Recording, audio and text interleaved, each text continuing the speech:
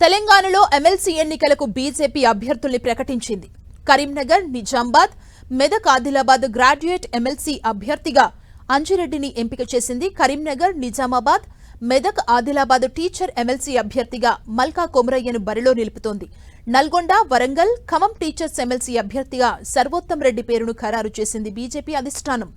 Party తనపై నమ్మకం పెట్టి ఎమ్మెల్సీ టికెట్ ఇచ్చినందుకు ధన్యవాదాలు చెప్పారు మల్కా కొమరయ్య.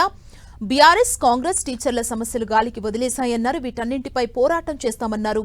చాలా మంది టీచర్ల సపోర్ట్ తనకుందని తెలిపారు. తాను ఎమ్మెల్సీగా ఎన్నుకుంటే టీచర్ల సమస్యలపై పోరాటం చేస్తానని చెప్పారు.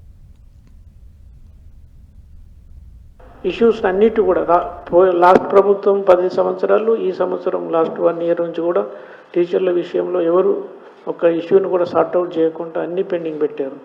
అవన్నిటి మీద మనము పోరాటం చేసి వాళ్ళకి సొల్యూషన్ వచ్చే విధంగా సెంట్రల్ గవర్నమెంట్ తరఫున ప్రెషర్ తీసుకొచ్చి ఇక్కడ కిషన్ రెడ్డి గారి నాయకత్వం కానీ బండి సంజయ్ గారి నాయకత్వంతో వాళ్ళ సపోర్ట్ తీసుకొని స్టేట్ గవర్నమెంట్ కూడా పర్సూ చేసి ఆ ఇష్యూస్ను ఒక్కొక్కటి ఏ విధంగా రిజాల్వ్ చేయాలనేది మెయిన్ ఉద్దేశము.